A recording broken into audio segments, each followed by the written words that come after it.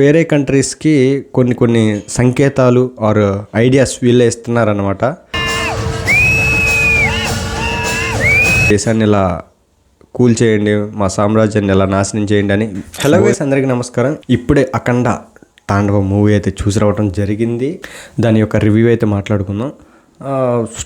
Story పరంగా చూడటం అనేది ఒక పక్కనైతే, అఖండ, బాలయ్య, బోయపాటి వీళ్ళ పరంగా చూడటం ఒక రకం.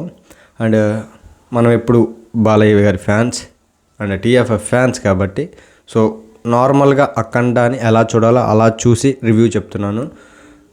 ఫైట్లు మాత్రం బేభత్సంగా ఉన్నాయి. అండ్ బ్యాక్గ్రౌండ్ స్కోర్ వచ్చేసి చెవులు పోయినాయి. మాకైతే టాప్ నాచ్ ఉన్నాయి అసలు. ఫైట్స్ అయితే అస్సలు ఎక్స్పెక్ట్ చేయము. ఫస్ట్ పార్ట్లో ఎలా ఉండేవో అంతకు డబల్ ఉంటాయి అన్నమాట ఫైట్స్ అనేవి. అండ్ ఎమోషన్స్ కూడా చాలా బాగున్నాయి. అండ్ ఆ శివుడిని అయితే చాలా పర్ఫెక్ట్గా సెట్ అయ్యేలా పెట్టారు. అండ్ ఫైట్స్ కూడా బాలయ్యకి తగ్గట్టే పెట్టారనమాట. మరి చప్రిగా పెట్టుకోకుండా చక్కగా పెట్టాడు. ఒక దైవం మనిషిలో దూరి తాండవం చేస్తే ఎలా ఉంటుందో అలానే చూపెట్టాడు.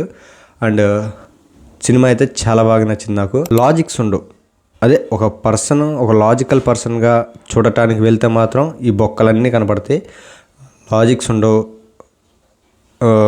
ఫిజిక్స్ ఉండదు, ఏముండవు. Only Balayya mass and Boyapati మాసే అక్కడ వర్క్ అవుతుంది. అలా చూడటానికే వెళ్ళండి.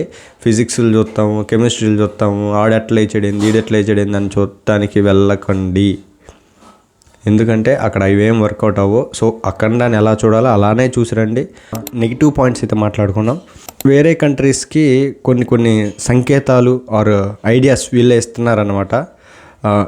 మా దేశాన్ని ఇలా దెబ్బతీయండి, మా దేశాన్ని ఇలా కూల్ చేయండి, మా సామ్రాజ్యాన్ని ఎలా నాశనం చేయండి అని బోయపాటి గారే వేరే దేశాలకి ఈ మూవీ ద్వారా తెలుపుతున్నారనమాట. ఇట్లా నేలలో బయో వ్యాక్సిన్ కలపవచ్చు ఆర్ బయో కెమికల్ కలపవచ్చు, ఇట్లా మా కైలాస పర్వతాన్ని ఇట్లా మిసైల్ ద్వారా పగలగొట్టవచ్చు అని మా బోయపాటి గారు వేరే దేశాలకి చెబుతున్నట్టుంది.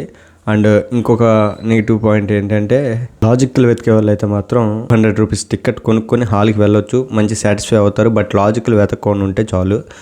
మీరు అఖండలాగా చూడండి, బాలయ్యలాగా చూడండి, బోయపాటి బాలయ్య మూవీలాగా చూడండి దీన్ని.